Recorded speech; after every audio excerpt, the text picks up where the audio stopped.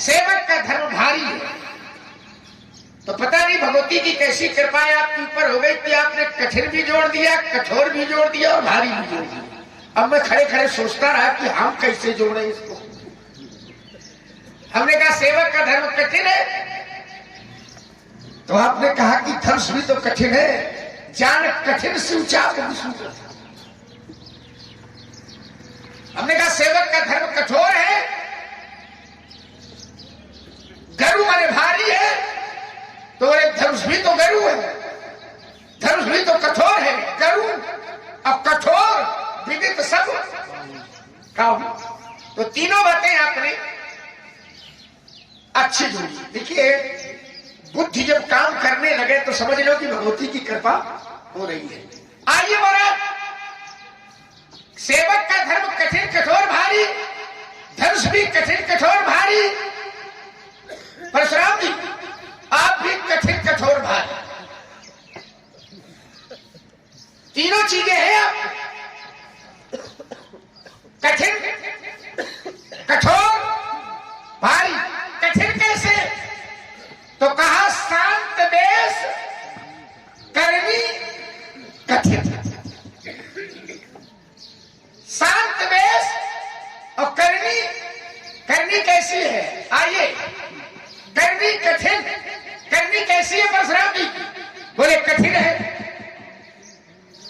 तो धनुष भी कठिन, सेवक का धर्म भी कठिन और परशुराम जी की करनी भी कठिन। आओ जरा, तो कठिन जुड़ गया। अब रह क्या गया? गरु, गरु रह गया। तो आपका क्षेत्र भी गरु है। कैसे? तो कहा भृगुपति केर गर्भ गरुआई। गरुआई माने भारी। तो ये गरुआई भी जुड़ गई, गरु भी जुड़ गया।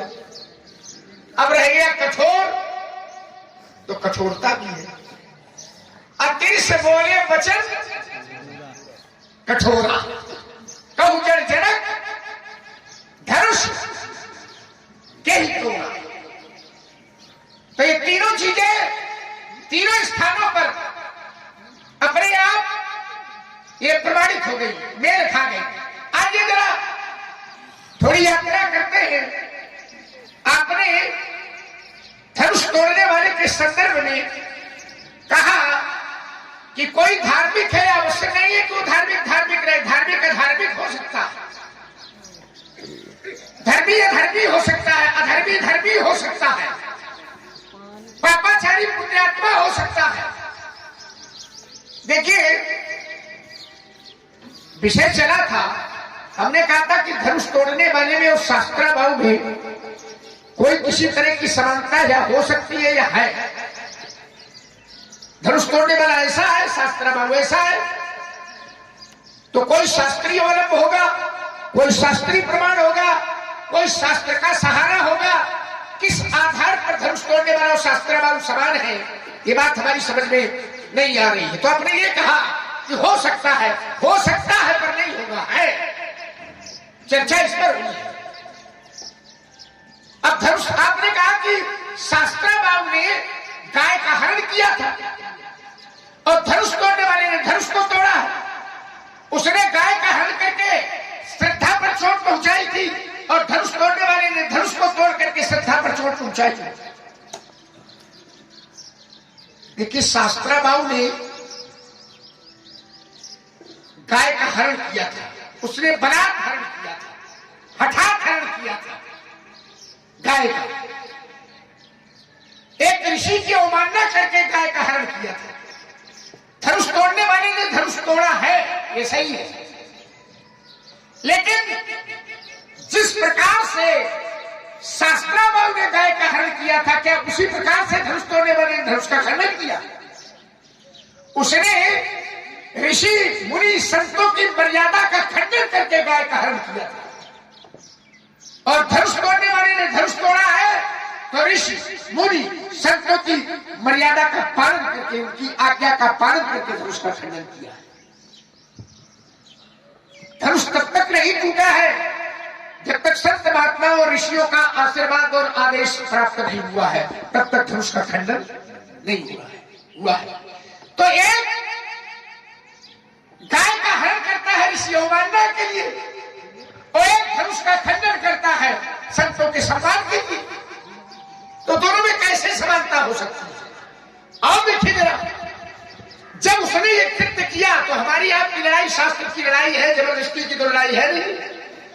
तो शास्त्र में जिस समय शास्त्राबाहु ने कृत्य किया तो शास्त्र का संबल मिला, शास्त्र साक्षी बन गया, शास्त्र ने प्रमाण प्रस्तुत कर दिया, शास्त्राबाहु के लिए कह दिया सहस्रबाहु सुरनाथ त्रिशंकु तो कही राज मर दीन कलंकु। महाराज शास्त्राबाहु के साथ शब्द जुड़ गया कलंकु। क्या जुड़ा? कलंकी। शास्त्र निंदा कर रहा है उसकी, कलंकी है ये। और धनुष तोड़ने वाले ने धनुष को तोड़ा तो क्या उसके साथ भी शब्द जुड़ा? कलंकी शब्द नहीं। शास्त्र सहस्त्राबाहु की निंदा कर रहा है और शास्त्र धनुष तोड़ने वाले की प्रशंसा कर रहा है। कितना अंतर है? वही तो मैं कह रहा हूं कैसे समानता होगा। ब्रह्मादिक सुर सिद्ध और मुनीषा और प्रभु ही प्रशंसा ही दे असीसा। दो शब्द है, प्रशंसा और आशीर्वाद। देखिए शास्त्राबाहु ने कृत्य किया था तो न तो उसकी प्रशंसा हुई थी और न उसको संत महात्माओं का आशीर्वाद मिला था। और धनुष तोड़ने वाले ने धनुष को तोड़ा तो प्रशंसा भी मिल रही है और आशीर्वाद भी मिल रहा है। महाराज आप बताओ जरा, ऋषि मुनि संत गण आशीर्वाद कब देंगे? जब कोई अच्छा कार्य करेगा। प्रशंसा कब करेंगे? जब कोई अच्छा कार्य करेगा। तो यहाँ मेल नहीं, एक और प्रशंसा आशीर्वाद है, एक और निंदा है। कैसे समझता है? चलो थोड़ी थोड़ी बातें कर ले, कुशल मंगल और विश्राम का। आपकी उपज अच्छी आ रही है इसलिए थोड़ी बातें मिली। कुशल आपने कहा जिनचा कुशल कारण को ही सब संपदा चाहे से उतरो ही। कुशल है कहां से? तो मैंने कहा था राम जी से। फिर दूसरा प्रमाण दे रहा हूं, कुशल मूल पद पंकज देखे भयउ भुवन भाजन जिम लेखे। कुशलता का मूल क्या है? पद पंकज देखे। आपने एक बात पढ़ी थी मंगल पर कि सेवक सदन स्वामी आगमनु और मंगल मूल अमंगल दमनु। मंगल मूल, मंगल की मूल है, अमंगल का हरण करने वाला है। फिर मैं कह रहा हूं कि राम जी से ही है मंगल। और आपने कहा मंगल मूल तो सकल अमंगल मूल नसाही। वो मंगल की मूल है तो अगर अमंगल की मूल कहीं होगी तो सारे अमंगलों की मूल को नष्ट करने वाले हैं राम जी। फिर चलिए मंगल पर एक और मैंने पढ़ा था, मंगल भवन अमंगल हारी प्रभु सो दशरथ अजिर बिहारी। अब देखिए जरा, अगर यही आवश्यकता है आपके गुरु परिवार में पड़ जाए तो मंगल भवन अमंगल हारी और उमा सहित जेहि जपत तो कुशल और मंगल रह गया विश्राम। तो विश्राम पहले मैंने पढ़ा था, सो सुखधाम राम सनामा अखिल लोकदायक विश्राम। अब दोबारा मैं पढ़ रहा हूं, अरे उनका जन्म होता है तो सुर समूह विनती करी गौने निज निज धाम और जग निवास प्रभु प्रगटे अखिल लोक विश्राम। अखिल लोक विश्राम। और आपने जहां का प्रमाण दिया है कि भोले बाबा का नाम जप ले तो विश्राम मिल जाएगा, तो उसमें आपने पढ़ा कि जपऊ जाए शंकर सतनामा हुई है तुरंत हृदय विश्रामा। तो ये देवर्षि नारद से भगवान ने कहा था कि जपऊ जाए शंकर सतनामा और हुई है तुरंत हृदय विश्रामा। हृदय में विश्राम मिल जाएगा। तो महाराज जिस समय ये कहा गया और जिस समय नारद ने अपने व्यवहार में उसको उतारा तो सत्यलोक नारद चले कर राम गुण गाए। तो मंगल भी राम से, कुशल भी राम से और विश्राम भी राम से। हाँ, ध्यान दें, इसी बीच में हमारे ये राकेश कुमार जी त्रिपाठी, हमारे भाई राकेश कुमार त्रिपाठी की ओर से 20 मुद्राएं भगवान श्री परशुराम जी के चरणों में, 20 मुद्राएं श्री राम जी के चरणों में और 20 मुद्राएं श्री लखनलाल जी के चरणों में भेंट हैं। भैया जी को बार बार बधाई, कोट सा धन्यवाद। लक्ष्मण कुमार के वचनों को जब मैंने सुना तो विचार करने लगा कि कुशलता और मंगल और विश्राम, लक्ष्मण कुमार ने कहा सब राम से। राजकुमार, अगर कुशलता देखा जाए तो व्यक्ति जो अपने आप में श्रेष्ठ हो, अपने आप में कार्य करने पर बल वैभव से संपन्न युक्त हो, तो वो सदैव कुशल को ही ध्यान करता है। बताया गया विश्व कार्य कुशला सुरा, देवतागण अपने कार्य को करने में कुशल होते हैं। और परशुराम के जीवन में देखा जाए तो परशुराम सदैव अपने जीवन काल में अपने बल पर ही समस्त कार्य को किया। तो कुशल अपने ही बल पर जो कार्य करता है वो सदैव कुशलता का भागी होता है। और मंगल, तो मंगल अगर देखा जाए तो केवल हमारे गुरुदेव भगवान शंकर के समीप पहुंचा जाए, केवल उनका दर्श कर लिया जाए तो वहां अनायास ही मंगल समाहित होता है। वो कैसे? कहा सुकृति शंभु तन विमल विभूति, भगवान शंकर के तन पर विमल विभूति और मंजुल मंगल, मंगल ही नहीं मंजुल मंगल मोद प्रसूति, अनायास ही भगवान शंकर पर मंगल समाहित हो जाता है, मंगल का दर्शन होने लगता है। और उन्हीं भगवान शंकर के द्वारा रामचरितमानस का नाम किया गया है। तो अगर नाम का दर्शन कराया जाए तो बताया गया कि ये कैसे जाना गया, तो कहा रामचरितमानस यही नामा सुनत श्रवण पाई विश्राम, सुनत श्रवण पाई विश्राम। तो किसकी देन है? भगवान शंकर की।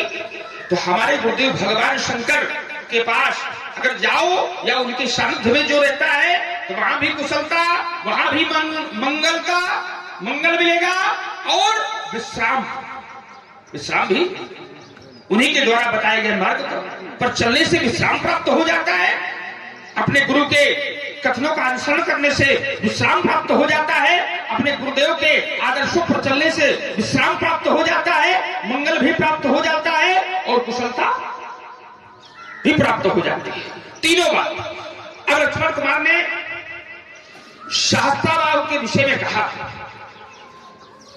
कि शास्त्राबाहु और धनुष तोड़ने वाले में क्षमता नहीं हो सकती। क्यों? क्योंकि दोनों में समानता नहीं है, दोनों के कार्य अलग अलग है। मैं कहता हूं राजकुमार, सम होने के लिए केवल एक ही गुण पर्याप्त होता है। अगर किसी ने कोई कार्य किया या कोई कार्य को करता है और दूसरा कोई कर दे तो ये होता है तुमने अमुक जैसा कार्य किया है। तो सम होने के लिए एक ही गुण पर्याप्त होता है राजकुमार। क्यों? क्योंकि शास्त्राबाहु ने पिता के आश्रम से कामधेनु गौ को खोला और धनुष तोड़ने वाले ने उसी धनुष का खंडन किया है जिस धनुष से हमने अपने जीवन काल में कुछ प्राप्त किया है, विद्या प्राप्त किया है, भगवान शंकर के सानिध्य में बने रहे। तो वहां भी पिता का अपमान और यहां भी जगत मात पितु शंभु भवानी, भगवान शंकर का धनुष है, भगवान शंकर भी पिता थे। तो सम होने के लिए एक ही गुण पर्याप्त हो जाता है राजकुमार, इसलिए वो मेरा शत्रु हो गया, इसमें किसी प्रकार का कोई संदेह नहीं है। और सेवक के विषय में तो राजकुमार, सेवक तो सदैव अपने स्वामी का हित करता है। अगर सेवक अपने स्वामी के वचनों का अनुयायी है तो इसका तात्पर्य यह है कि वो सेवा धर्म का पालन कर रहा है।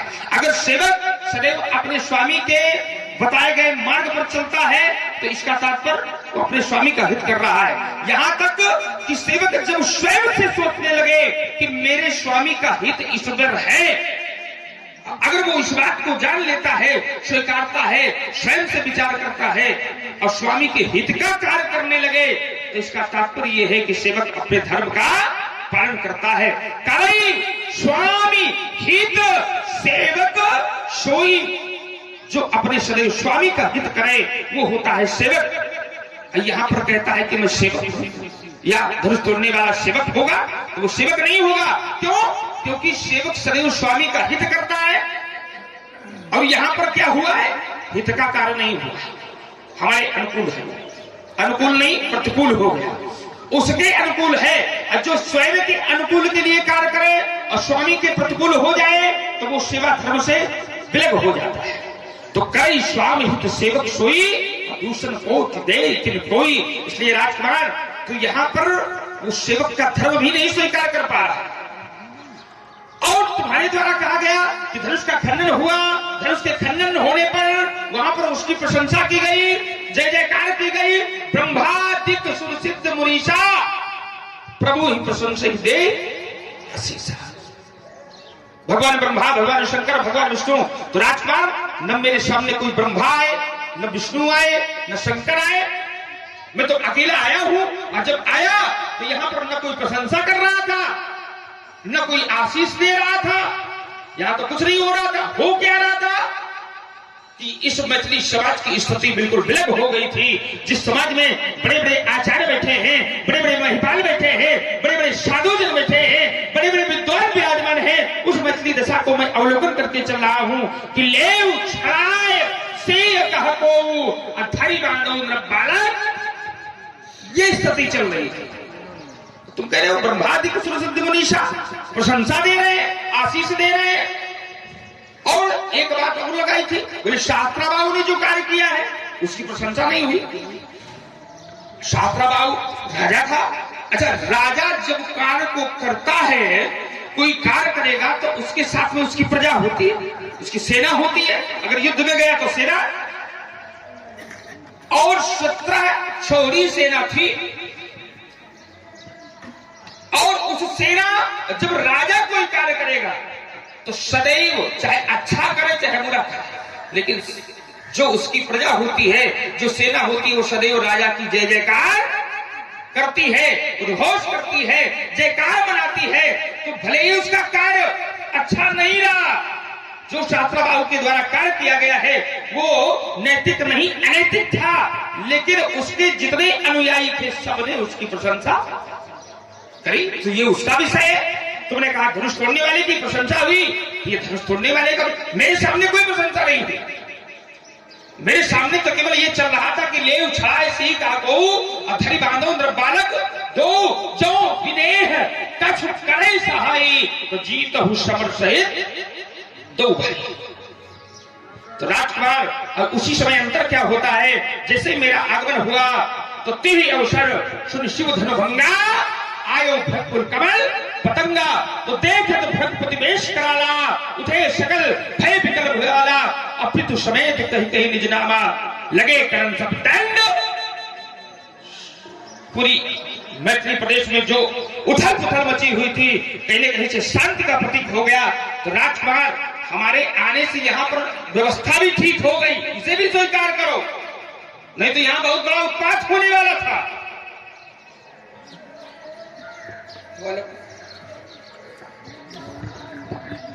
हाँ, ध्यान दें, हमारे भाई श्री गौरव